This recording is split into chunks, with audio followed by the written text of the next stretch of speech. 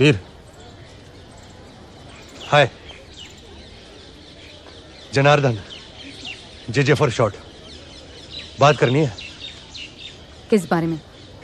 रुको जरा सब्र करो।